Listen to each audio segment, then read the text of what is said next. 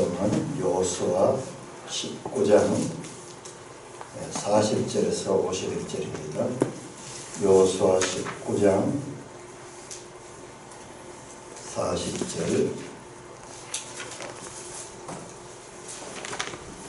19장 40절입니다. 일곱째로 단 자손의 지파를 위하여 그들의 가족대로 제비를 뽑았으니 그들의 위에 지역은 소라와 에스다로와 살라빔과 아얄론과 이들라와 엘론과 분나와 에드론과 엘드게와 기쁘돈과 발랏과 여봇과 브네브락과 바르림과 멜곤과 락곤과 욥과 맞은편 경계까지라. 그런데 단자손의 경계는 더욱 확장되었으니 이는 단자손이 올라가서 레셈과 싸워 그것을 점령하여 칼날로 치고 그것을 차지하여 거기 거주하였습니다. 그들의 조상 단의 이름을 따서 레셈을 단이라 하였더라. 단 자손의 지파가 그의 딸린 가족대로 받은 기업은 이 성읍들과 그들의 마을들이었더라. 이스라엘 자손이 그들의 경계를 따라서 기업에 단 나누기를 마치고 자기들 중에서 눈의 아들 여호수아에게 기업을 주었으니 곧 여호와의 명령대로 여호수아가 요구한 성읍 에브라임 산지 딥나세라를 주매 여호수아가 그 성읍을 건설하고 거기 거주하였더라.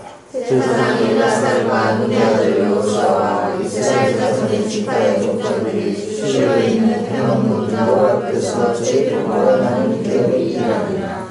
이에 땅 나누는 일을 마쳤더라.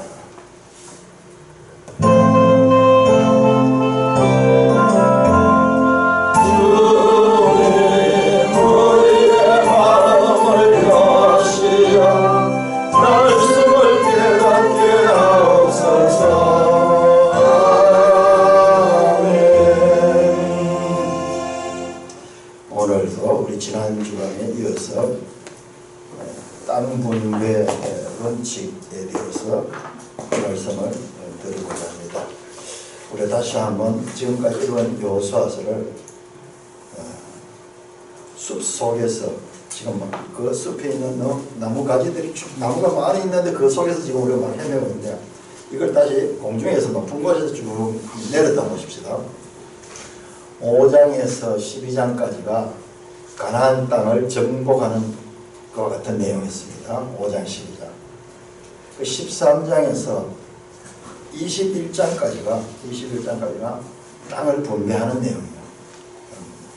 이 19장에 보면은 이렇게 나옵니다. 19장에서는 이제 마지막 절에 여호수아가 마지막으로 땅을 분배받고 이제 땅 분배가 끝났다 이렇게 이에 땅 나누는 일을 마쳤다 이렇게 되어 있는데 사실 땅 나누는 일을 마쳤어요.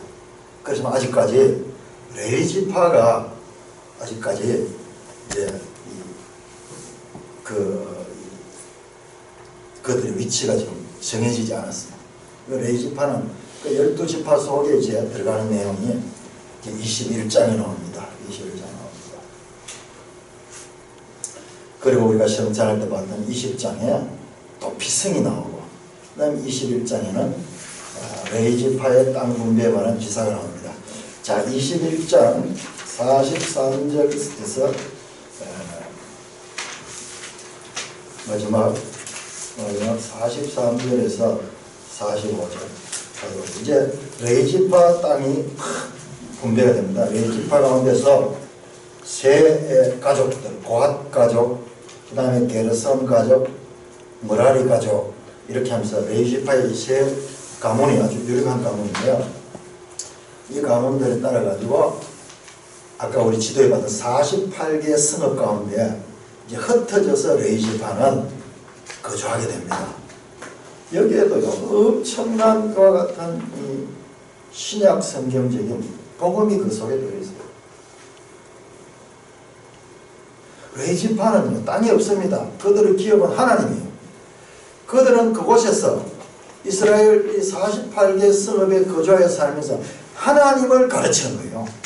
하나님을 제사하는 일을 하고 하나님을 가르치고 하나님을 이스라엘 백성들이 놓치지 않는 일들을 사역을 맡아가지고 하게 됩니다. 이들이 땅이 없다고 이들이 원망할 것이 아니라 이들은 하나님이 그들의 기업이에요. 그리고 그 하나님의 일을 쭉 할 수 있도록 저는 이 장면을 보면서요, 지금 우리 대한민국을 보면은 우리도 모르게 지금 곳곳에 삼천리 방방곡곡 곳곳에 교회가 세워져 가지고 하나님의 말씀을 전하고 하나님을 예배하는 일을 하는데요, 이게 우리도 모르게 지금 가나안 땅에 있었던 하나님의 역사가 지금 대한민국에 이미 이루어지고 있는 것입니다. 자, 그러면서 제일 이제 21장에 이제 모든 땅 분배가 마치는데 43절부터 여호와께서 이스라엘 조상들에게 맹세하사 주리라 하신 온 땅을 이와 같이 이스라엘에게 주셨으므로 그들이 그것을 찾아여 거기에 거주하였으니 여호와께서 그들의 주의 안식을 주셨되 그 조상들에게 맹세하신 대로 하셨으므로 그들의 모든 원수를 그들 중에 그들과 맞선 자가 하나도 없었으니 이는 여호와께서 그들의 모든 원수를 그들의 손에 넘겨주셨음이라. 45절까지 읽습니다. 시작. 여호와께서 이스라엘 족속에게 말씀하신 선한 말씀이 하나도 남음이 없이 다 응하였더라. 이 부분이요, 이 43절에서 이 45절의 이 부분의 내용이요, 그 주어가 여호와입니다. 여호와께서 네 번 여호와께서 나오는데, 이거는 그냥 단순한 땅 분배 이야기가 아니고, 땅 분배는 이제 다 끝이 나오고, 이게 뭐냐? 이게 바로 아브라함에 한 그 약속이 이제 이루어졌다는 말씀이에요. 그들의 이스라엘 그들의 조상들에게 43절 여호와께서 이스라엘의 조상들에게 맹세하시라 주리라 한 온 땅. 이 조상, 제일 그 조상 중에 조상이 아브라함이잖아요. 아브라함에게 하나님께서 이 땅을 네 자손들에게 주리라, 이 땅을 네 후손에게 주리라. 더 구체적으로는요, 창세기 15장 16절에 네 자손이 4대 만에 이 땅에 돌아올 것이다. 시간까지도 말씀을 하시면서 그야말로 이 아브라함의 후손들이 이 땅을 차지하는 이야기를 700여 년 전에 이 여호수아에서 이 정복된 이 땅을 분배하기 700년 전에 이미 아브라함 대신 그 말씀이 성취됐다는 것입니다. 그 약속이 성취된 것입니다. 이게 성경입니다. 이 이야기는 창세기 이야기가 시간 속에서 계속 연결되면서 700년 후에 지금 하나님 하신 그 맹세와 약속이 지금 이제 성취되는 그와 같은 내용입니다. 성경의 내용은 이렇게 구속사적으로 우리의 연결성을 가졌다 하는 것을 계속 우리가 확인하면서 우리가 성경을 대하고 성경을 깨달을 적에 이와 같은 하나님의 방법을 따라서 성경을 깨달을 수 있도록 노력을 해야 될 것입니다. 제가 지난 주간의 설교에서는 여호수아서에 나타난 하나님의 땅 분배 원칙을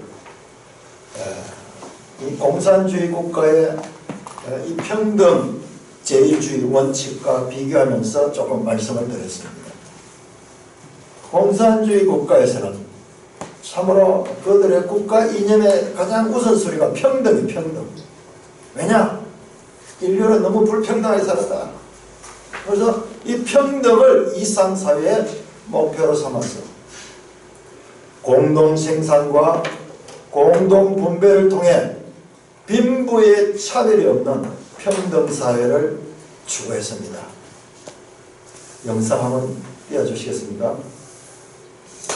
그 일을 한 게 누구냐 그러면 이 사람들 여기에 이 그림은 유명한 그림들입니다. 이게 누구냐 그러면 칼 막스라는 철학자예요, 철학자.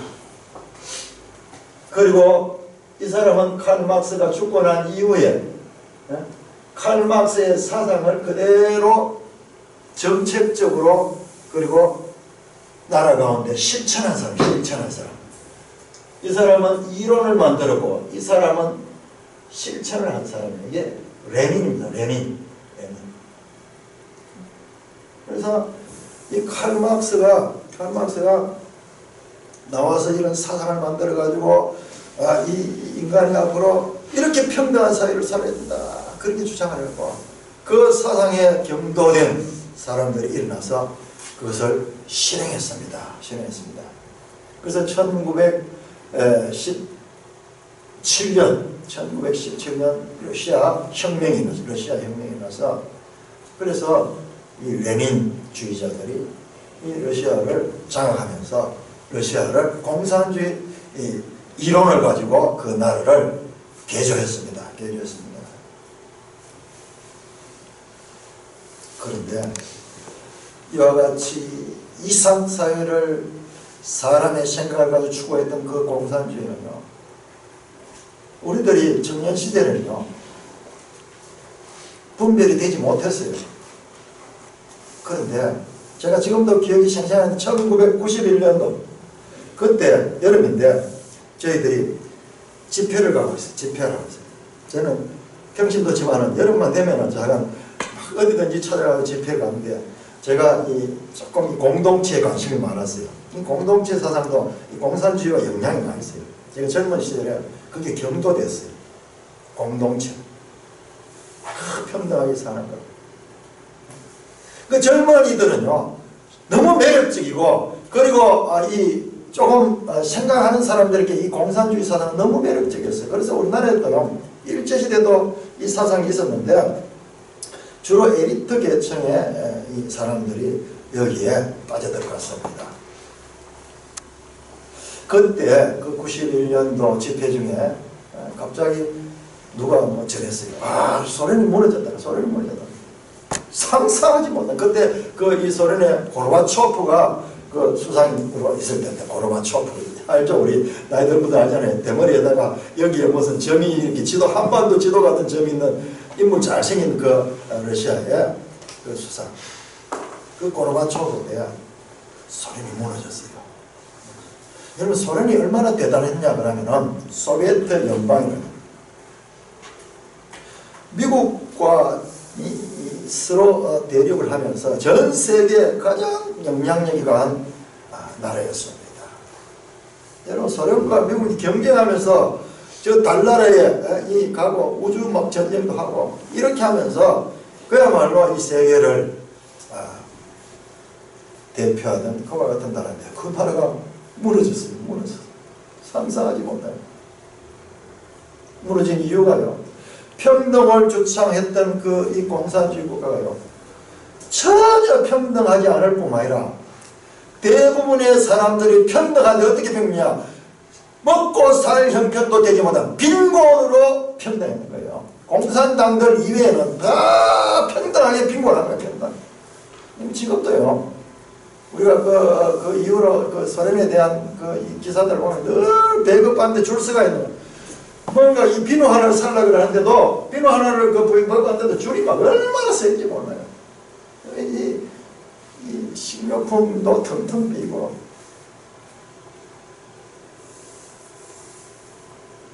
너무나 놀랍게도요. 자본주의 국가는 특히 우리 대한민국 같은 데는 정말 없던 곳인데요. 곳곳에서 슈퍼마켓이 생기고 막 지금도 가보면요. 이 대형마트에 물질이 넘쳐나잖아요. 그런데 이쪽은 텅텅 비었어요. 북한에는 이 사상을 따르는 북한은요. 1970년대, 80년대 오면서요.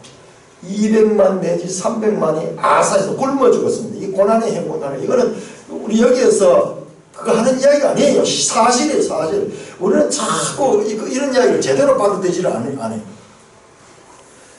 이 300만 명이 아사에 따르면 지금 탈북민들을 통해서 다 지금 전해지는 이야기. 굶어 죽었어. 인류 역사상 인간이 만들면 가장 큰 실패가 뭐냐? 이것이 바로 공산주의 사상입니다. 이 마르크스 레닌의 이 사상과 실천을 통하여 만들어진 이 공산주의가 가장 큰 실험이었고, 그 실험은 비참하게 실패로 끝이 났습니다. 다음 영상 보여주시죠. 자, 이게 그 당시에 러시아 혁명의 이 포스터입니다. 포스터. 이게 레닌 와서 그 왕정제도의 왕들, 그다음에 그 기업가들, 그리고 이 사제들, 러시아는 정교회거든요. 정교회. 저기 이 로마 가톨릭 교회와 러시아 정교회가요. 정교회가 유럽 가운데 크게 양분됩니다. 양분. 그런데 러시아 정교회, 이 종교인들, 그다음에 왕족들, 그리고 이 자본계급들 다 쓸어내야 됩니다. 이것들이 있어가지고 이 사회가 불평등하다, 이것들이 인간 쓰레기들이다 그러면서 평등한 세상을 만들기 위해서는 이들을 청소해야 된다. 이 청소가요, 죽이는 거예요. 죽이는 거. 그래서 이 공산주의 혁명은요, 1차 대전, 2차 대전보다도 훨씬 더 많은 사람을 죽였습니다. 우리가 이게 감이 오지 않는 거예요. 이제 저도 이건 뭐 지난 역사 아무 의미 없는, 이게 우리나라에서 지금 이런 일들이 일어나기 때문에 새롭게 정신을 차리고 이런 과정을 자꾸 보는 거예요. 제가 보는데 깜짝 놀랐어요. 1949년에 이 사상들이 중국으로 넘어가요. 중국 공산당이 이제 일어나가지고 나중에 그 혁명을 하는데요. 5천만 명을 죽였어요. 5천만 명을 죽였어요. 북한에도요, 200만 명을 죽였습니다. 이분만. 북한이 체제가 저렇게 되는 게요, 조금 생각하고 조금이라도 반발한 사람 다 죽여버려요. 다 죽여버렸어요. 그래서 지금 바보 국가가 되어 있는 거예요. 공산주의 사상은 평등을 국가의 최고의 목적으로 주장합니다. 그래서 사유재산이 없어요. 다 국가가 관리해야 돼요. 그래서 똑같이 일하고 똑같이 평등하게 분배를 하고, 그래서 이름도 동무라고 불러요. 동무. 지도자 동무. 무슨 동무. 이게 동무로 가는 뜻이 평등하는 그런 의미를 가졌어요. 우리 교회에서 형제라고 부르듯이.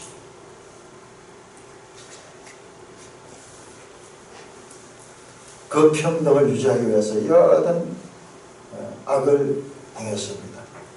현재 우리나라 문재인 정부가 추진하는 정책이 우리가 잘 몰랐어요. 설마 이런 시대에 공산주의 사상은 저렇게 멸망하고 북한을 보면은 저렇게 다 우리가 비교가 안 되는 이런 실패한 것이, 그리고 이 공산주의는 소련으로부터 시작해서 저 동북아파가 다 무너졌어요. 지금 동독과 서독이요. 90년대 무너졌잖아요. 동독이. 그래서 흡수되어 버리잖아요. 동독이 저기 공산주의 사상을 가지고 있었거든요. 세계 어디에 가도 이 공산주의는 이 자본주의와 대결해서 무너졌습니다. 그런데 이 시대에 공산주의 사상, 사회주의 사상은 생각도 못했는데, 이 정부가 들어와서 하기를, 제가 처음에 그 비서실장을 임종석이가 되길래 그 사람들이 걱정을 하더라고요. 그런데 제가 그렇게 했어요. 에이, 그럴 수 있겠나. 저 친구가 대학생 시절에는 그렇게 북한을 추종하고 그런 일을 했지만, 이제 세월이 얼마나 전에 저 친구도 이제 50대가 됐는데, 우리 교회에서 내가 그 이야기 했어. 교회에서. 희망찬 새 정부, 문재인 정부, 사람 얼마나 좋아 보이고 착해 보이잖아요. 그래서 그 비서실장을 임종석이가 되더라고요. 임종석이는 완전 대학생 다닐 때부터 막 데모를 하면서, 그러면서 북한에다가 막 사람을 보내기도 하고, 북한과 막 연락하고 이러다 잡혀가지고 이제 뉴스를 타고, 우리가 다 아는 그 인물이. 세월이 많이 지났는데, 지도 이제 나이가 있고, 철이 있고, 가족도 있는데, 설마 그런 사상을 그대로 있겠느냐, 이렇게 생각했는데, 그러면서 그렇게 하는 사람한테 내가 과잉 우려를 한다고 그렇게 말한 적도 있는데, 그게 아니에요. 그게 아니에요.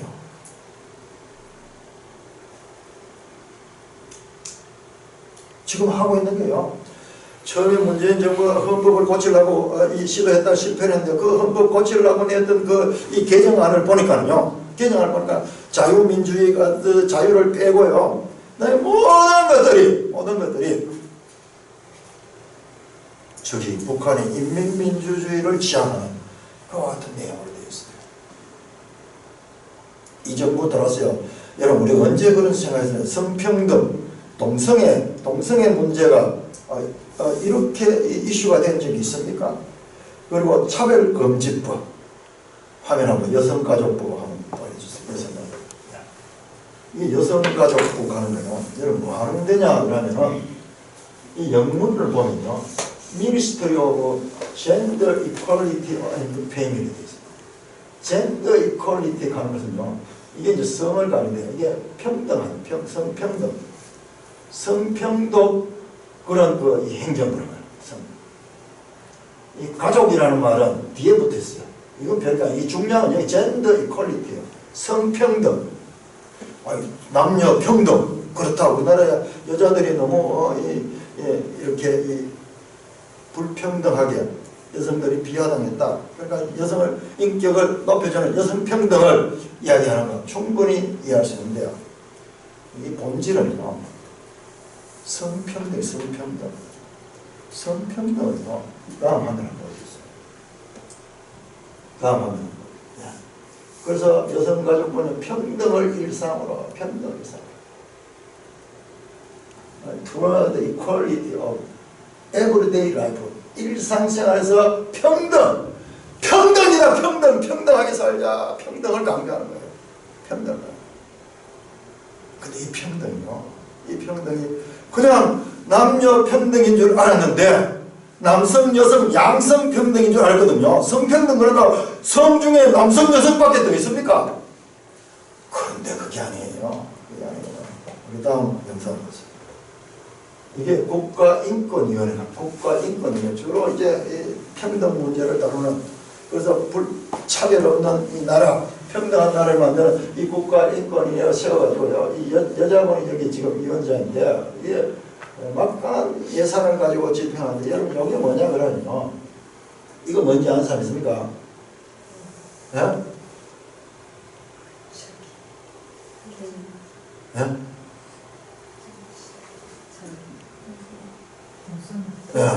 예. 제가요, 로마에 갔을 때에, 그때 아파트에 저런 무지개에 깃발이 걸려 있어요.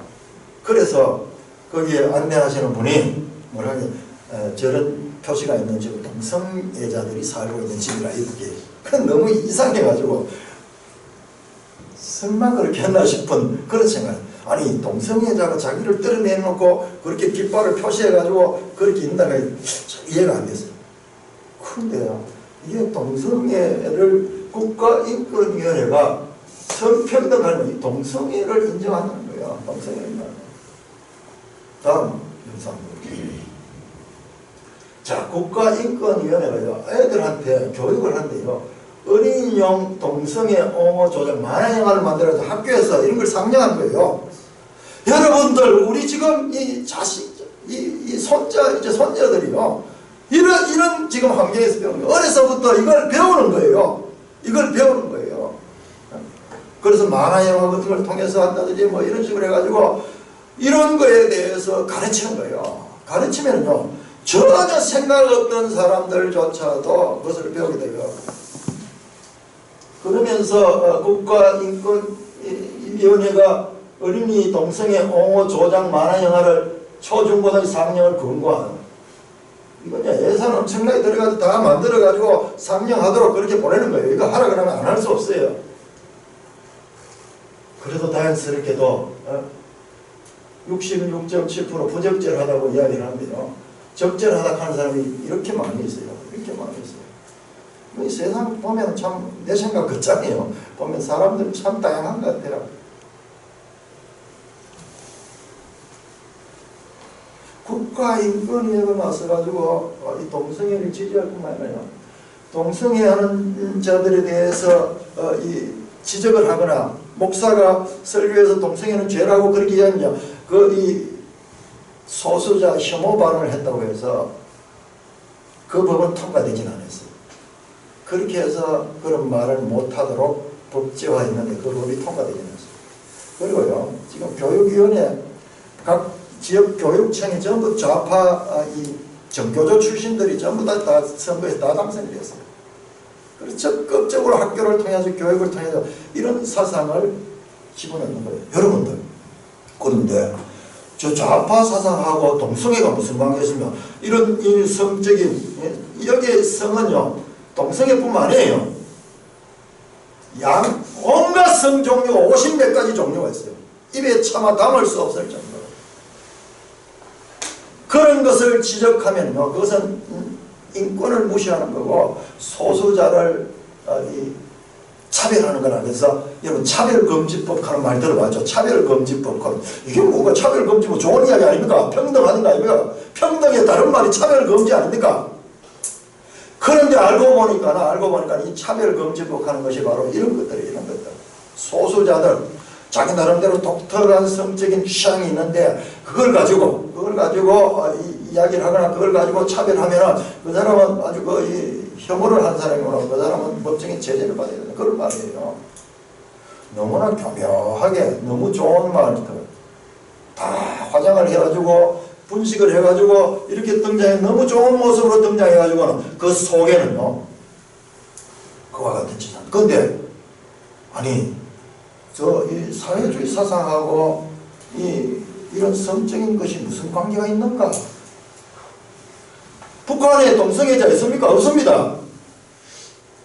있다 그래도 드러내지 못합니다. 다 죽여버립니다. 그런데 이 사상이 무슨 관계가 있는가? 저도 너무 이해가 안 됐어요. 동성애하고 이 좌파하고 연결시키는 너무 이해가 안 되는데 최근에 알려졌어요. 앞에 나오던 레닌 저런 것들이 실패로 끝이 나고 이렇게 되니까요. 계속 저 좌파에서 연구했는 게 뭐냐면 이론을 발견했는데 사회적 소수자들을 규합해가지고 그들에게 자꾸 사상을 뿌려놓고 이래가지고 그들을 통해서 밑바닥에서부터 그렇게 나라를 혁명했다. 그 가운데 대표적인 것이 이 성적인 문제.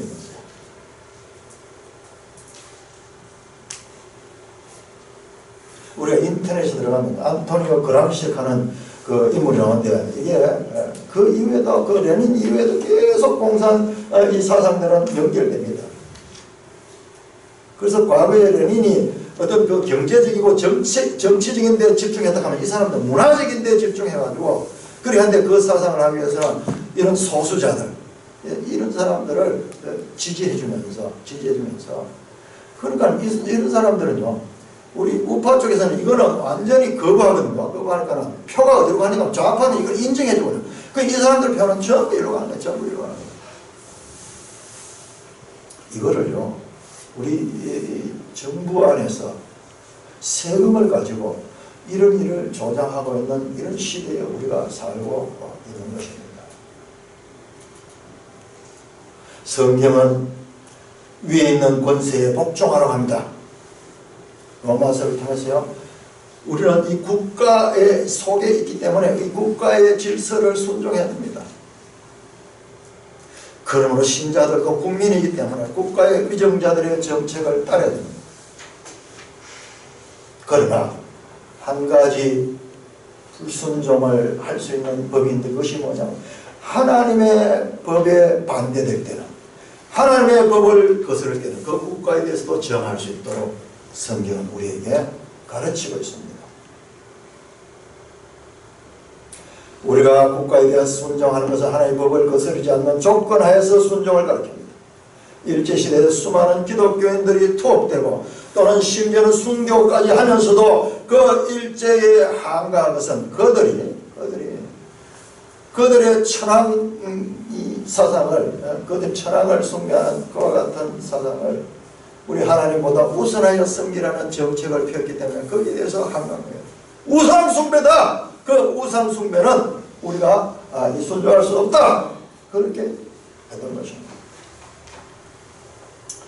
공산주의 사상과 성경은 평등을 강조하는 데서는 일치합니다. 자, 우리 오늘요, 이 아까 전 그 도피성 이야기할 때요. 도피성이 이스라엘뿐만 아니라 이방인들도 도피성을 사용할 수 있도록 되어 있어요. 그래서 성경은요, 평등. 그런데 공산주의 사상과 이 평등을 강조하는 데는 일치하지만 그 방법에 있어서 현격한 차이가 있습니다. 우리 지도 다시 한번 볼까요? 144쪽. 지도 144쪽.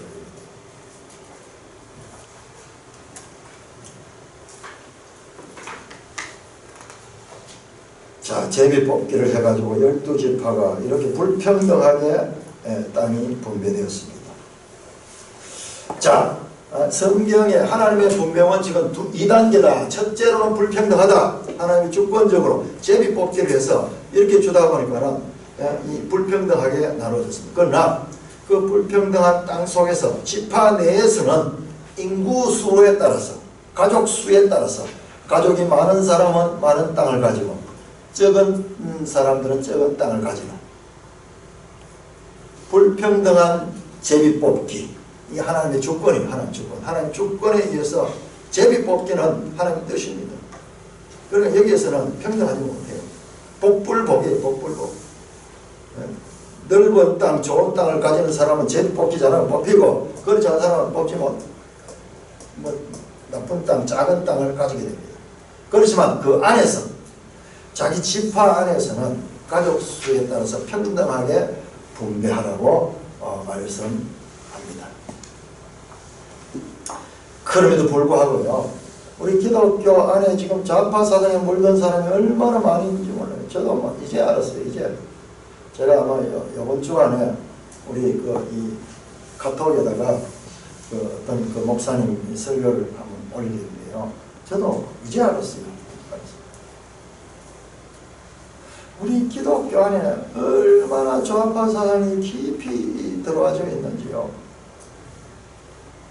저도요, 속았어요. 제가 아주 존경하던 이 목사님들, 장로님들이요, 그런 사상에 지금 뿌리 깊은 그런 역할을 하고 있습니다.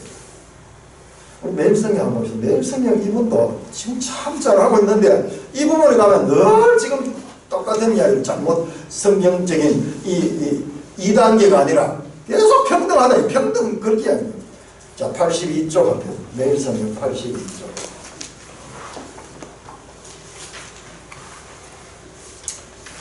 제가 이번에 알게 됐는데 매일성경도 위태위태합니다. 지금 이분들 자기도 모르는 거예요. 이 영적인 전쟁은 너무나 교묘하기 때문에 지금 한 사람 드러나는 게, 제가 지난번 이야기했죠. 여기 책 소개하는데 나오는 분, 김머신입니다. 그 친구 확실하게 지금 드러났고요. 그 다음에 여기에 늘 글 쓰는 분이 있어요. 앞에 보면 백소영이라고 여자분인데, 늘 성경에 대해서 아주 좀 문학적으로 그렇게 쓰는 분이 있어요. 이거 완전 이게 동성애주의죠. 동성애주의. 지금 드러났어요. 여대 교수인데. 그러니까 여기 속에도 지금 들어와 있는데, 근데 여기 분별을 못하는 거예요. 지금 분별을 못해요. 이 정도로 지금 우리가 예민한 그런 시대를 살고 있습니다. 자, 82쪽을 보시면 82쪽. 자, 설명해 보세요. 요단 동편 땅 분배 그 설명 15절, 24절, 29절. 분량에 맞게 기업을 선물하십니다. 하나님은 르벤, 갓, 므낫세 세 지파의 각 가문에 따라 적절하게 땅을 나눠줍니다. 가족이 많은 지파에게는 많은 땅을, 적은 지파에게는 적은 땅을 분배합니다. 지파에게 아닙니다. 지파 안에서 가족들의 땅은 평등하게 분배하지만요, 지파는 그렇지 않습니다. 특히 이 요단 동쪽은 제비뽑기도 안 했어요. 자, 또 보세요. 또 100쪽. 지난주에 보던 내용만 보셔도, 자, 여기는 더 확실합니다. 자, 100쪽. 영상으로 틀어놓고요. 자, 11절에서 20절. 공평하게 기업을 분배하십니다. 하나는 베냐민 지파의 인구가 적었기에 요단 자손과 요셉 자손 사이에 작은 땅을 분배했습니다. 자, 베냐민 지파 땅이요. 이거 작잖아요. 근데 이번에 이야기하면은 더 밑에. 여기 베냐민 지파는 이렇게 작아요. 그 인구가 작아서 이렇게 작다 이야기하는 거예요. 인구 그 표 한번 보여주세요. 지금 그 퀴스촌 성경을 가진 분들은요, 여기 다 나와 있더라고요. 그 책에. 그 책이 너무 좋아요. 그래서 그 책을 나중에 우리 교회가 다 가지고 있어요. 자, 2차 인구조사입니다. 베냐민 지파 보세요. 35,400명, 45,600명, 12,200명이 늘었습니다. 자, 인구수가 적지 않습니다. 에브라임은 32,000명밖에 안 돼요. 인구수가 적지 않습니다. 뭐 중간 가까이 됩니다. 시므온은 22,000명밖에 안 되고요. 갓 지파는 45,500명이고 거기에 대한 베냐민 지파는 45,600명. 베냐민 지파 수가 적어가지고 지금 땅이 적은 거예요? 아니에요. 전혀 그렇지 않습니다. 그런데 이분이 왜 이런 이야기를, 성경 박사들이 왜 이런 실수를 하냐 그러면은 그 생각이 땅 분배 원칙이 공평하게 분배했다고 하는 그 우선순위는 제비 뽑았는데 불공평했고, 그 다음에 차선에 그 불공평하게 나눠진 그 땅에서의 공평하게 분배했다 하는 이 말씀을 지금 제대로 이해를 못하니까 계속 공평이다 이 이야기를 하는 거예요. 이야기를 하는 거예요. 전혀 반대되는 이야기예요. 베냐민 지파가 수가 적어가지고 땅을 적게 분배했다고요?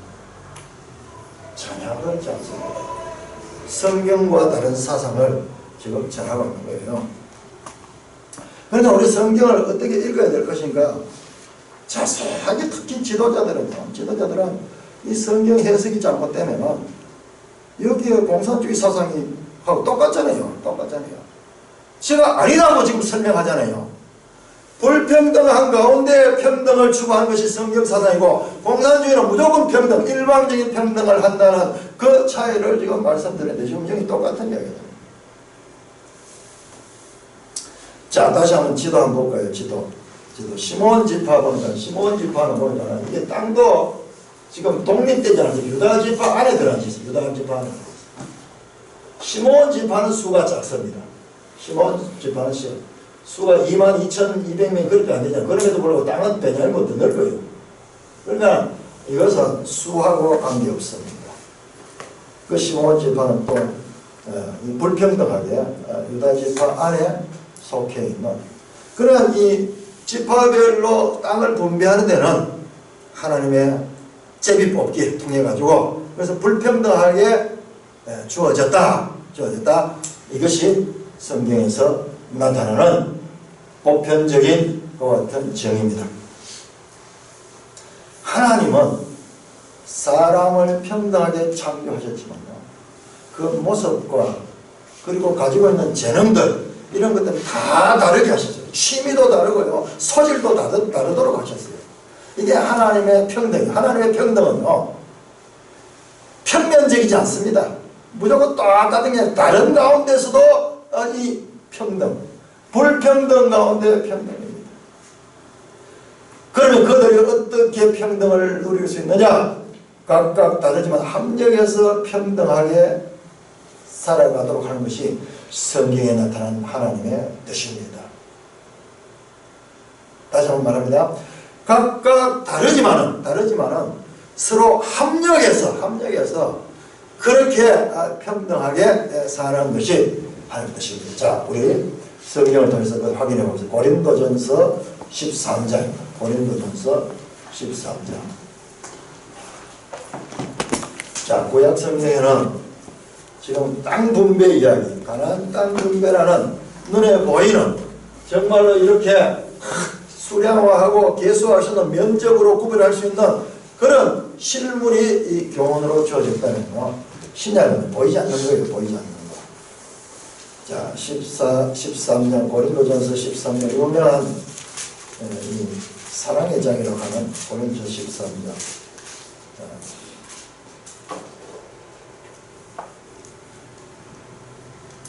13년 4절부터 우리가 27절까지 고린도전서 13장 4절부터 27절까지 교도하겠습니다. 교도하겠습니다.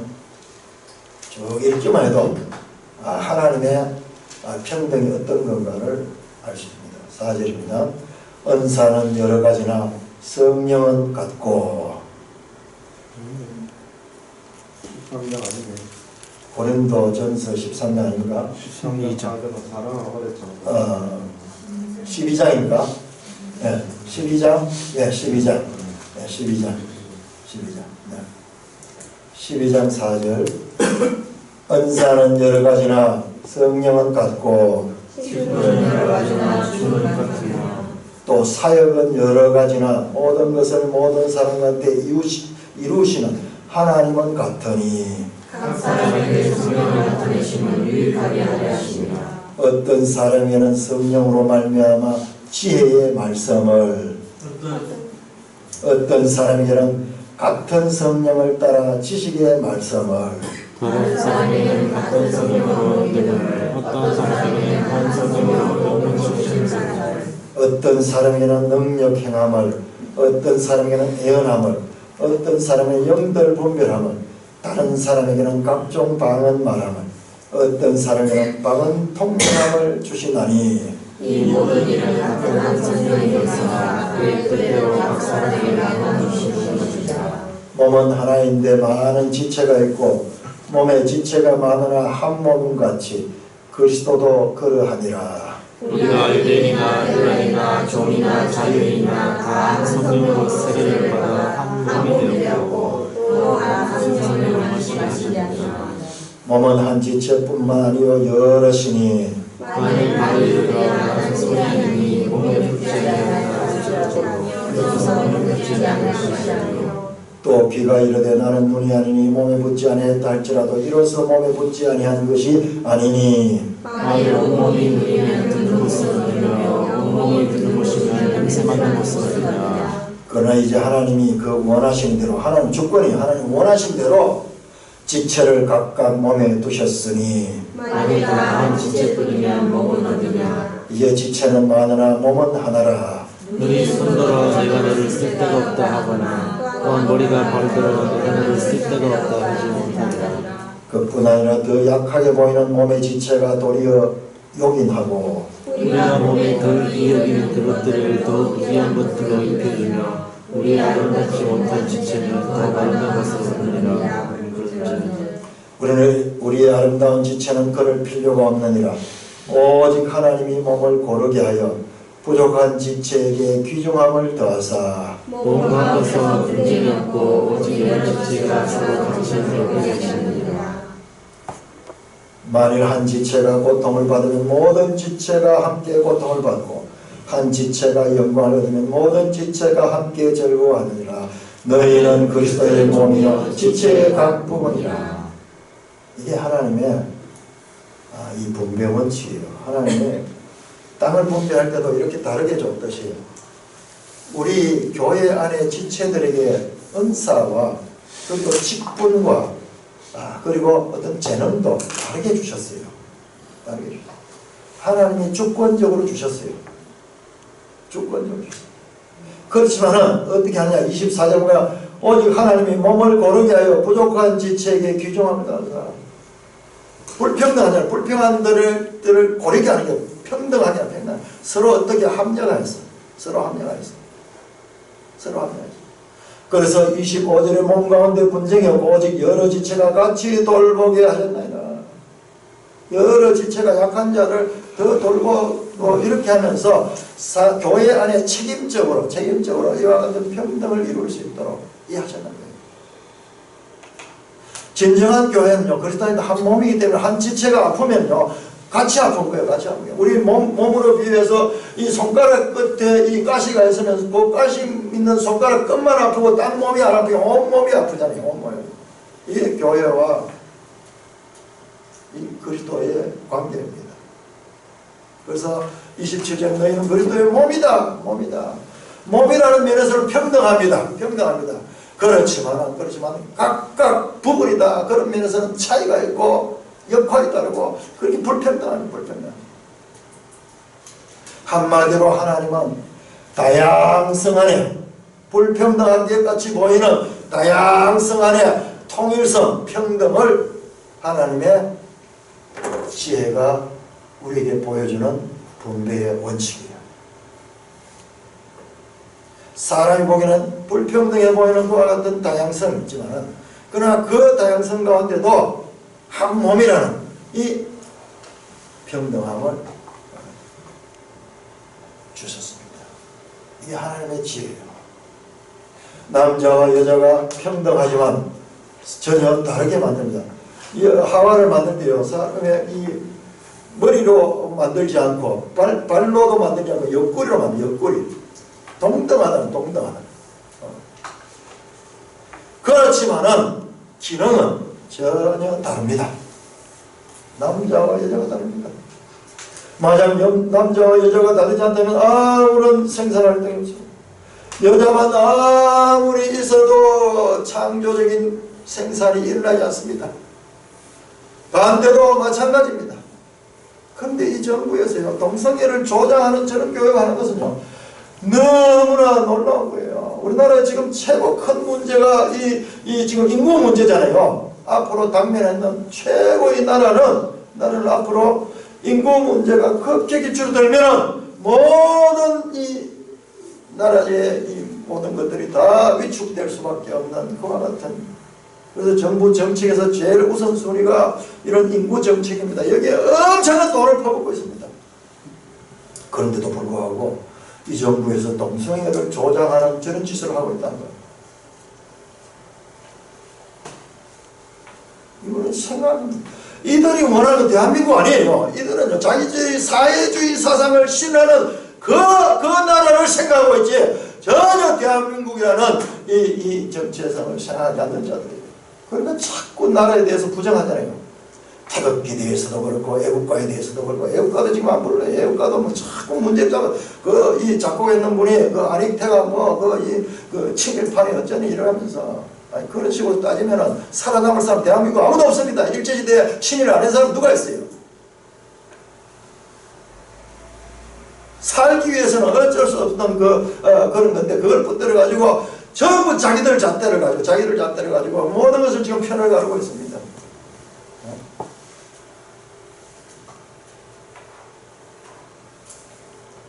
서로 다른 것은 나쁜 것도 틀린 것이 하나님의 지혜가 담긴 불평등입니다. 불평등 관점에서 보면요, 하나님은 불평등하십니다. 그러나 이 불평등은 사람의 지혜로는 알 수 없는 하나님의 지혜입니다. 하나님의 어리석음이 사람보다 지혜롭고 하나님의 약하심이 사람보다 강하니라. 고린도전서 1장 25절 사도 바울은 말씀합니다. 하나님의 어리석음 없습니다. 비유하자면 하나님께서 가장 어리석다 할지라도 인간이 가질 수 있는 그 지혜보다 더 지혜롭다는 말씀입니다. 칼막스와 레닌이 자기들의 인간적인 생각을 가지고 사람의 중심적으로 생각하는 이 생각이에요. 얼마나 어리석습니까? 얼마나 인류를 구름탱이에 몰아넣고 죽음으로 몰아넣는 그와 같은 사상이죠. 가나안 땅 분배는 불평등한 제비 뽑기로 시작되지만 사실은 모든 지파에게 하나님은 평등의 원리를 주시는 겁니다. 성경을 통해서 알게 되는 평등이라는 것은요, 반드시 불량적 균등을 의미하는 것이 불량적으로 그 땅처럼 이렇게 면적을 나눌 수 있는 그런 계산할 수 있는 그런 불량적 균등이 아닙니다. 하나님의 뜻이에요. 많이 가질 자는 많이 가지고요, 적게 가진 작게 가지도록 하는 것이 하나님의 뜻이에요. 신약성경에 예수님의 달란트 비유 보세요. 5달란트 가진 자 있고 2달란트 가진 자 있고 1달란트 가진 자 있잖아요. 근원적으로 많이 가진 자가 있고 적게 가진 자 있습니다. 그게 하나님께서 주시는, 마치 이 가나안 땅을 분배할 적에 넓은 땅을 가진 자가 있고 적은 땅을 가진 자가 있는 거예요. 그러나 그거 활용하는 건 다릅니다. 베냐민 지파가 땅이 적다고요? 천만의 말씀입니다. 베냐민 지파의 가치는, 그 땅의 가치는 오늘날로 치면은, 대구로 치면 저 동성로고 서울로 치면 명동이에요. 명동. 거기에 예루살렘이 있고 거기에 베델이 있고 거기에 기본이 있고, 그야말로 그 땅은요, 이 황금 알을 낳는 땅입니다. 그냥 면적 가지고 이 생각 안에서 인간의 어리석음이야. 하나님은 그 주신 것 가운데서 이 땅이 적더라도 그것을 개발하는 자들, 오늘날 이 세계도 마찬가지잖아요. 땅 넓다고 잘 사는 게 아니잖아요.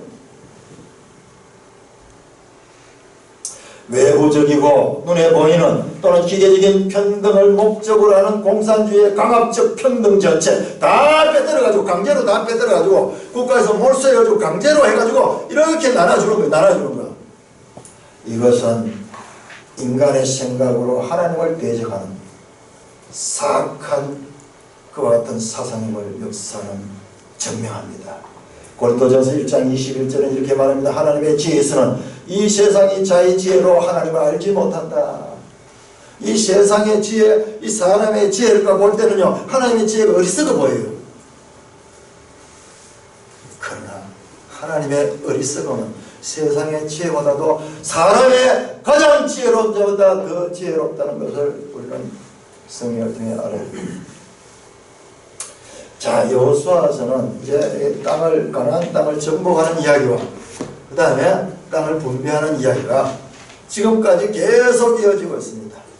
그런데 이건 전부 집단 이야기죠. 지파들 이야기, 단체적인 그런 이야기입니다. 그런데 이 집단 이야기 속에, 지파 이야기 속에 흐르고 있는 개인의 이야기들이 이어지고 있습니다. 자, 이걸 또 위에서 보면 그게 보여요. 저 라합 기사가 그랬고, 그 다음에 그 구장에 나오는 기본 사람들 기사가 그랬고, 지금 땅 차지하고 정복하고 이런 이야기인데, 구장에서 유달리 그 기본 사람들에 대해서 길게 묘사하고 있어요. 그리고요, 이 땅 분배한 데서 갈렙 이야기가 독립적으로 따로 낸 것을 두 번이 나와요. 두 번이. 지금 땅 분배하는 전체 이야기인데 갈렙 한 개인의 이야기가 왜 여기에 생뚱맞게 나오는가? 뿐만 아니라 갈렙의 사위가 됐던 온니엘, 그리고 갈렙의 딸 악사 이야기도 나옵니다.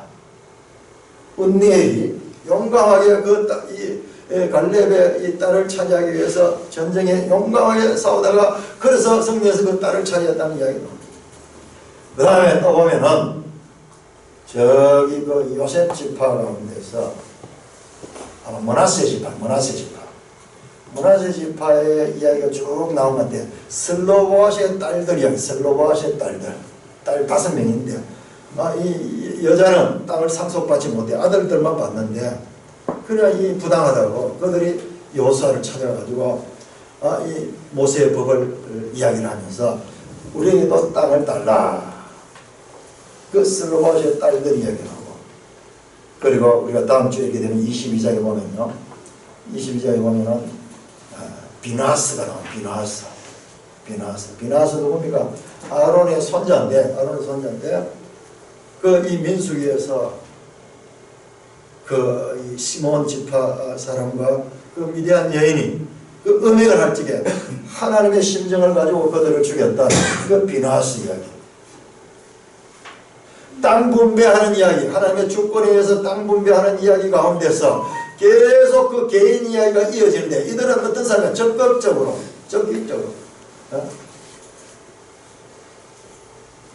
사람의 노력과 행위를 통해서 그들의 뜻을 성취하는 그런 내용을 보여주고 있습니다.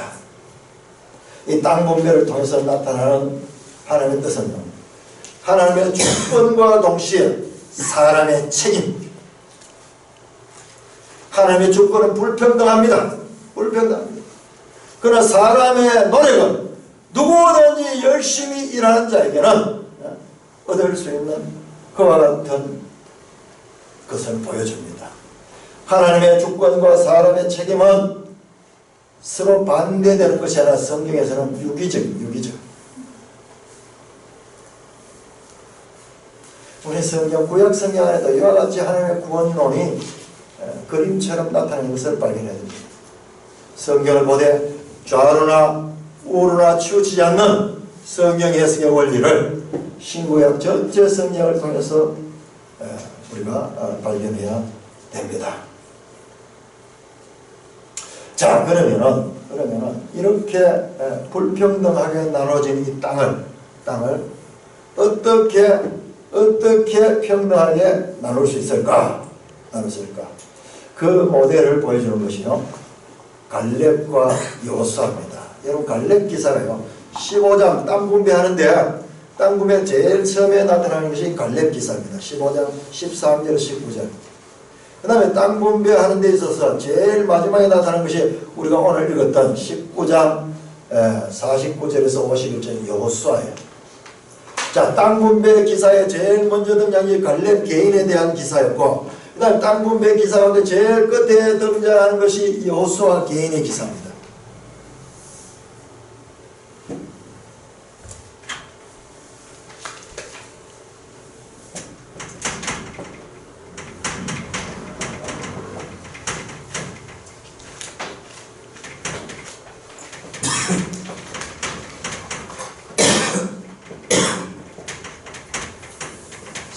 마지막 15장 9절부터인가 땅 분배하는 이야기 나오고 이 16장에 가면은 땅 분배예요. 땅 분배 이야기 속에 제일 먼저 갈렙 이야기가 15장 8절부터가 그렇게 나옵니다. 땅 분배. 땅 분배. 근데 여기 17장에 무슨 기사가 나오는 17장 끝에, 17장 끝에 요셉 지파예요. 요셉 지파. 요셉 지파예요. 아, 요셉 지파가 우리한테 왜 땅을 이렇게 적게 주냐, 불평등하다 그러면서 요셉 지파가 나옵니다.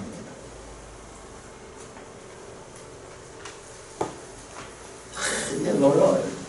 땅 분배 기사 처음은 갈렙 기사, 끝은 여호수아 기사인데, 자, 갈렙을 보면은 갈렙은요 적극적으로 땅을 차지하는 험지를 차지합니다. 헤브론을 헤브론.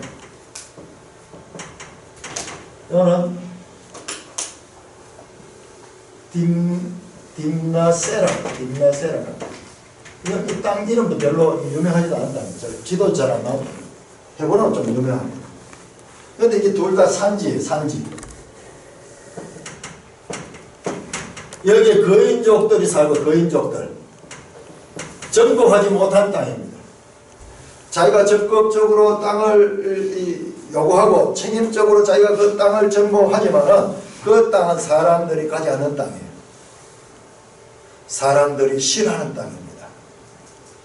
자, 여호수아 땅 분배받는 거 한번 보세요. 19장 49절 할게요. 19장 49절. 제일 마지막에 나오는데요.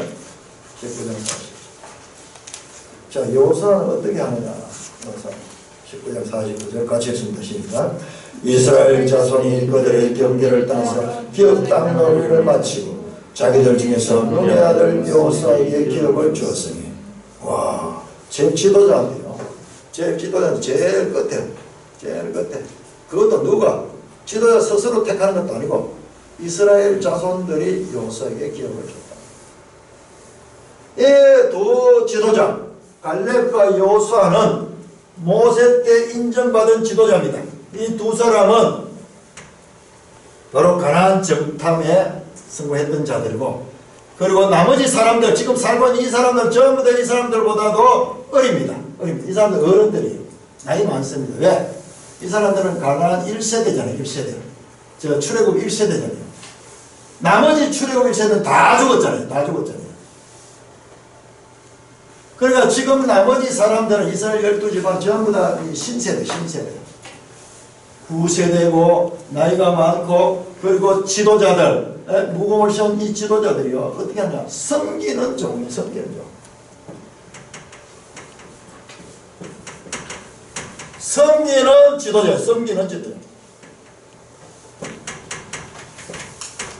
섬기는 지도자. 가장 연장자며 가장 공을 많이 세운 사람들인데, 이 사람들이 가장 거칠고 험난한 것, 사람들이 싫어하는 것을 차지하는 것. 여호수아는 자기가 받지 않고 이스라엘 백성들이 자기가 분배를 받습니다. 자기 의지가 전혀 없습니다. 여호수아가 받은 그 딥나세라는 세겜에서 남서로 15km, 내가 지도를 찾아보니까 지도 안 나와요. 별 볼 일 없는 산지입니다. 불평등한 땅 분배 가운데 나타나는 지도자들의 섬기는 자세. 그런데 이 요셉 지파는 세상적인 지도자의 모습입니다.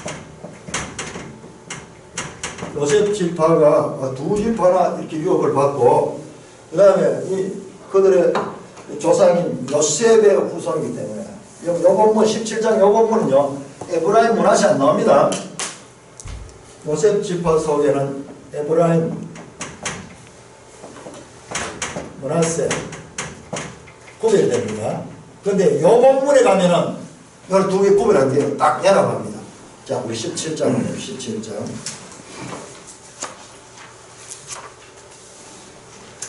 17장 14절. 17장 14절. 그 앞에서는 17장 1절에는 문하세 지파, 그리고 16장에서는 요셉 자손, 에브라임 지파. 자, 16장 5절은 에브라임 자손이 땅을 분배받는 나오고, 17장 1절에는 문하세 지파가 땅을 받는 이야기 나오죠.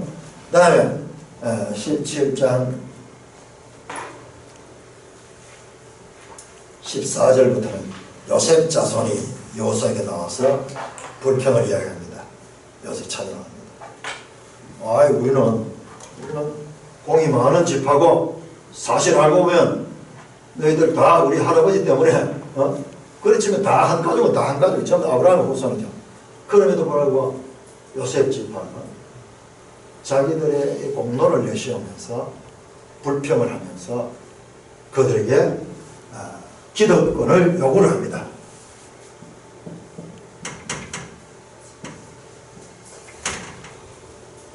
이 모델을 보면 전혀 이 세 사람이 다릅니다.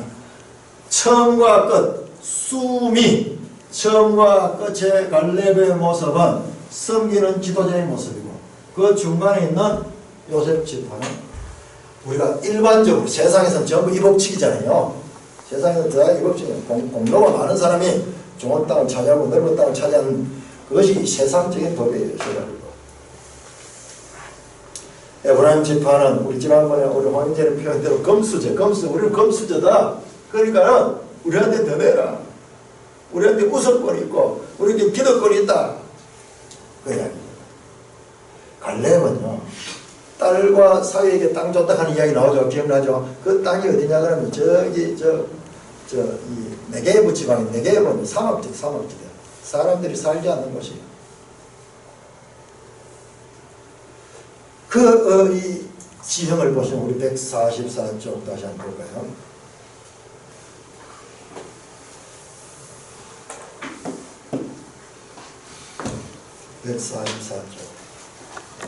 지도를 보시면 그 시몬 지파, 유다 지파 안에 시몬 지파죠. 이 땅도 쓸모없는 땅이 많습니다. 사해 서쪽 이쪽은요, 여기를 갖다가 네게브라고 이야기하는데, 네게브, 여기가 사막지대예요. 사막지대. 자, 우리 지도책 30쪽을 배워. 30쪽. 자, 30쪽 보시면 나오네요. 그 지형 제일 밑에 보시면은 사해가 나오고, 단면 나오죠. 지형의 단면 제일 밑에 칸에 보시면은 그 단면에 보면은 사해 서쪽은 네게브 나오죠. 여기 지금 완전히 여기는 사막지대예요. 자, 그 밑에 보면 팔레스타인의 가문에 대한 일반 규칙은 대개로 따로 세 가지로 있다. 우리하고 달라요. 북부가 살기 좋습니다. 북부가 서변하고 좀 이게 땅에 습기가 많다면 비도 많이 오고 있고, 남부는 건조, 남부는 사막지대예요. 사막지대. 서부는 서변하고 동부는 건조하다. 이 동쪽보다는 서쪽이 조금 사람 살기 좋은 거예요.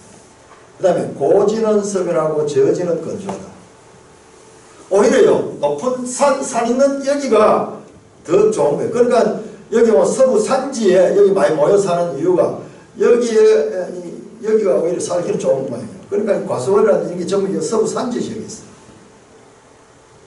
그리고 저지대는 건조해요. 건조. 이 네게브 지역이 이 악사, 갈렙의 딸과 그 온니엘 사이가 차지하는 땅입니다. 지도자며 기득권자이면서 오히려 그 기득권은 자기의 유익을 위해서 서지 않고 오히려 자기를 낮추고 섬기는 모습, 자기의 욕심과 자기의 기득권을 내려놓는 종의 모습. 요셉 지파는 그냥 일반적인 사람의 모습입니다.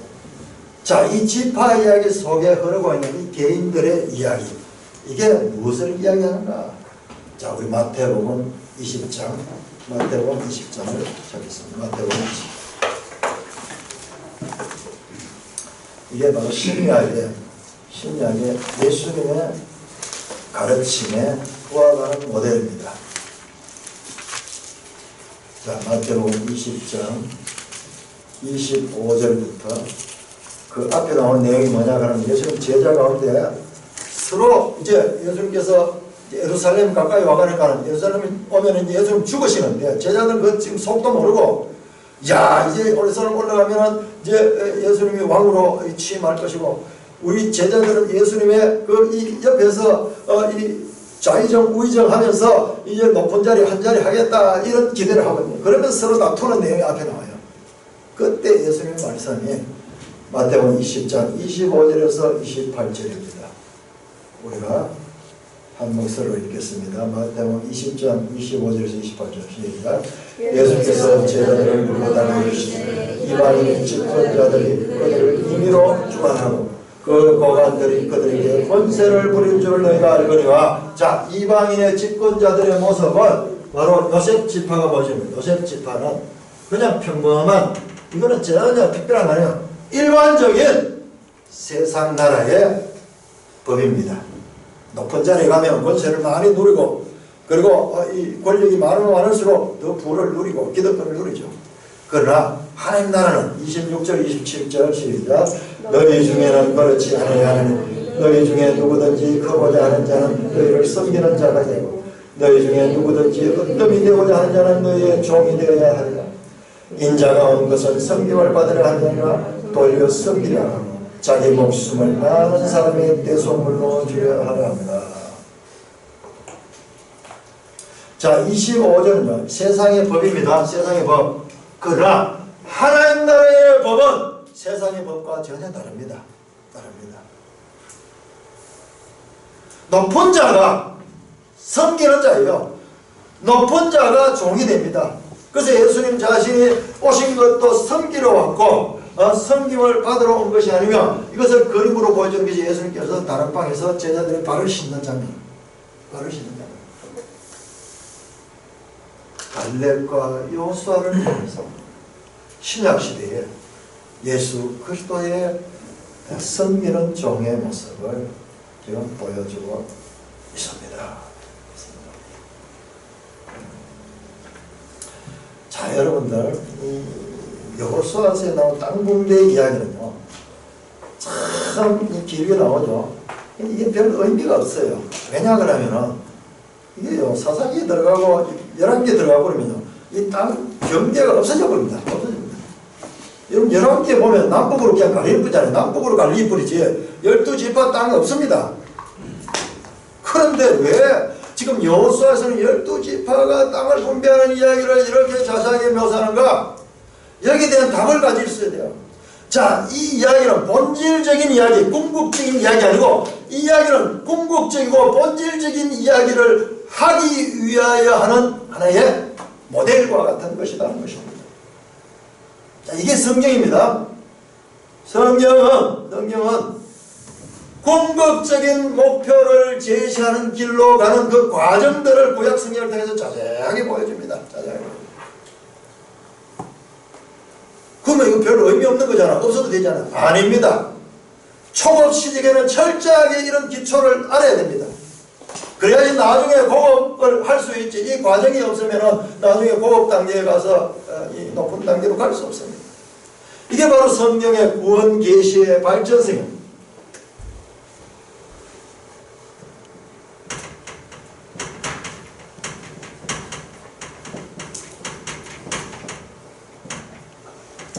어떤 사람은 이 땅 분배하는데 여기 피 꽂혀가 이걸 가지고 막 집중하는.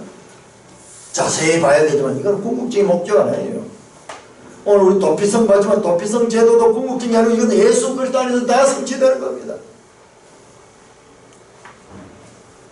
그러나 도피성을 제대로 알아야지, 또한 이 땅 분배의 원리를 제대로 알아야지 예수 그리스도의 성취된 일도 제대로 알 수 있는 것입니다. 예수님께서 우리를 위하여 십자가에 죽어서 우리를 구원해 주셨다. 아멘, 할렐루야, 감사합니다. 나는 죄에서 사망에서 구원받았습니다. 할렐루야, 할렐루야. 그와 같은 믿음에만 머물러 있는 자는요, 그 믿음 오래가지 못합니다. 하나님의 은혜로 구원을 받은 자들은 반드시 하나님의 말씀을 통해서 자기가 받은 구원이 어떻게 해서 이루어진가, 그 과정과 단계와 그리고 하나님의 큰 뜻 가운데서 이것을 해석할 적에 자기가 받은 구원의 가치를 제대로 알게 되는 것입니다. 지금 이 구원 계시의 발전성에 보면 초급 단계, 초급 단계. 모세 단계에서 이 땅을 구체적으로 눈에 보이는 이것을 지금 나누는 이 사건, 궁극적으로는 예수 그리스도 안에서 성취되는 사건으로 가기 위한 과정입니다. 그러나 그 과정은 불필요한 것이 아니라 그 과정을 제대로 알아야지 궁극적으로 예수 그리스도 안에서 이루어진 성취에 대해서도 제대로 알 수 있는 것입니다. 자, 이 여호수아서의 땅 분배가요, 이렇게 들쑥날쑥되고 크고 작게 되는 것은요, 그 왜 그러냐 하면 지형 때문에요. 지형.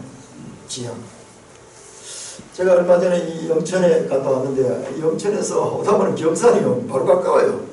옛날에는 산 때문에 이렇게 분리됐는데 그 산을 뚫고 길을 내놔 벌써.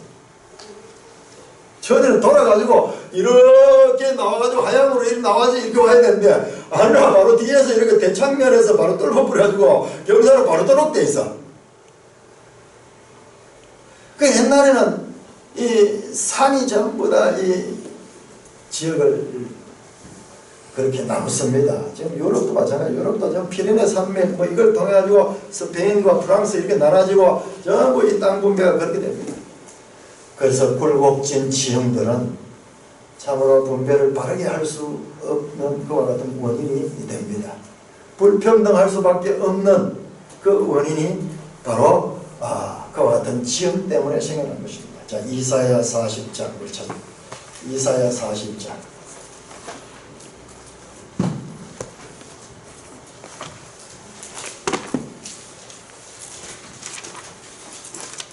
이사야 40장 3절에서 5절, 3절에서 5절 우리 한 목소리로 읽겠습니다. 시작. 외치는 자의 소리에 너는 광야에서 여호와의 길을 예비하라. 사막에서 우리 하나님의 제도를 평탄하게 하라. 골짜기마다 도두어지며 산마다 언덕마다 낮아지며 고르지 아니한 곳이 평탄하게 되며 험한 곳이 평지가 될 것이요 여호와의 영광이 나타나고 모든 육체가 그것을 함께 보리라. 이는 여호와의 입에 말씀하셨느니라. 이 골곡진 땅이요, 높은 곳은 낮아지고 골짜기는 메워져가지고 평지가 평탄하게 평탄하게. 이 말씀을 세례자 요한이 예수님을 두고 외칩니다. 요단강 부근 근처에서 각 죄사함을 받게 하는 회개의 세례를 전파한 선지자 이사야 책의 선바 세례 요한이요, 이사야서 이 40장 이 말씀을 외웁니다. 광야에서 외치는 자의 소리가 있어 이르되 너는 주의 길을 준비하라. 그의 오실 길을 곧게 하라. 모든 골짜기가 메워지고 모든 산과 작은 산이 낮아지고 굽은 것이 곧아지고 험한 길이 평탄해질 것이요 모든 육체가 하나님의 구원하심을 보리라 함과 같으나. 예수님의 오심을 지금 이사야 40장의 성취로 그렇게 말씀합니다. 화면 한번 띄워주시고, 여러분 우리가 지난번에 에스겔서를 공부했는데요, 에스겔서입니다. 근데 에스겔서를 우리가 아쉽게도 이 32장까지 우리가 그렇게까지 못 봤어요. 에스겔서를 그 이후에 나오는 내용입니다. 정말 중요한 내용인데, 거기 가면 40장부터 마지막 48장까지요. 48장까지 땅 분배가 나와요. 가나안 땅 분배가 나와요. 가나안 땅 분배요. 그런데 에스겔 48장에 다시 땅이 분배되는 그때는 이렇게 분배됩니다. 이렇게 단 지파, 아셀 지파, 납달리 지파, 므낫세 지파, 에브라임 지파, 그로벤 지파, 유다 지파, 베냐민 지파, 시몬 지파, 이사갈 지파, 스불론 지파, 갓 지파. 이거는 동편이 없고요.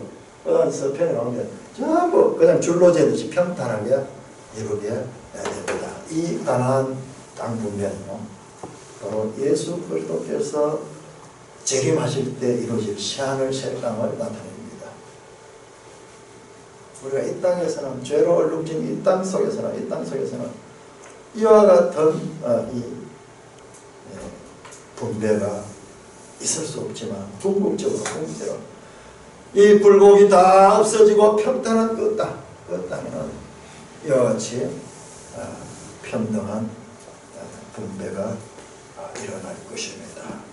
에스겔 48장에 이 내용이 나옵니다. 사랑하는 형제 자매 여러분,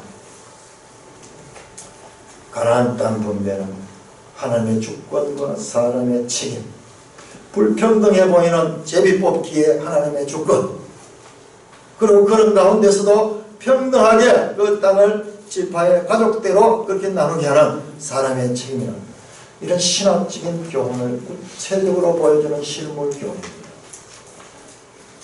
너무 중요합니다. 우리 성경을 볼 때요, 사람들이 전부 한쪽으로 치우쳐요. 저 좌파들은요, 사람의 책임 부분에만 포커스를 맞추고 있고요. 또 일부 이 복음주의자들은요, 너무 하나님의 주권 부분에만 그렇게 강조하고 있어요. 이 대표적인 게 애정론 같은 거.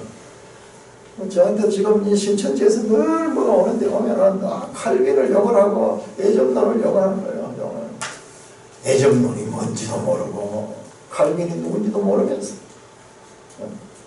이 하나님 주권과 사람의 책임과 성경 전체를 흐르는 성경 해석의 기본 원리를 모르면서 계속 불합리하잖아요. 보니까 칼빈이 주장한 하나님의 주권 사상, 애정론 좀 불합리하잖아요.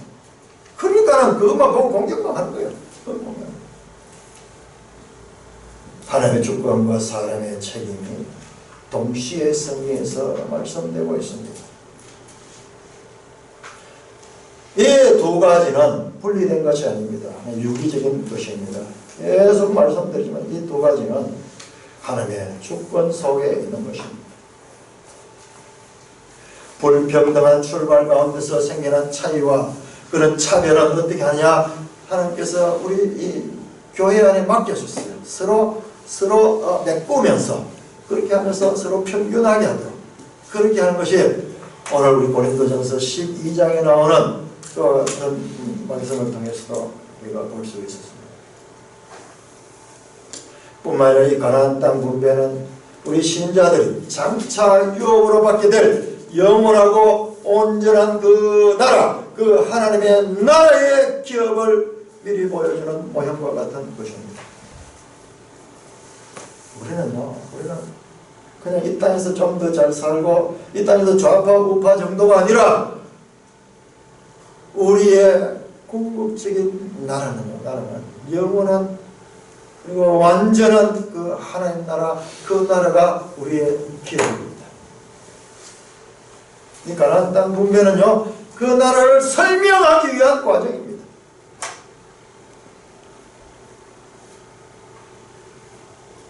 이 모든 것들을 완전하게 성취하신 분은 예수 그리스도십니다. 여호수아는 예수님의 히브리식 이름이에요.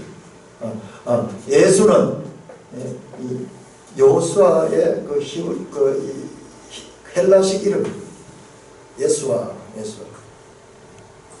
여호수아는 예수의 히브리식 이름입니다. 여호수아서를 통해 미리 보여주시는 하나님의 예수 그리스도를 통한 구원의 경륜을 우리가 바르게 배워서 하나님의 뜻을 잘 분별하여서 그 뜻 가운데 이 땅에서부터 그 뜻을 바르게 이해하고 그 뜻을 준행하며 살아가는 저와 여러분 되기를 주님의 이름으로 축원합니다. 아멘. 하나님 아버지 하늘을 감사합니다. 땅을 정복하고 땅을 분배하는 이 이야기 속에 나타나는 하나님의 지혜, 그 하나님의 뜻을 보게 하시니 감사를 드립니다. 아버지 하나님, 하나님 뜻 가운데 우리가 바르게 살아갈 수 있도록 자세하게 실물 모형을 통하여 가르쳐 주시는 그 하나님의 뜻을 다시 한번 감사 예수님 이름으로 기도드리옵나이다. 아멘.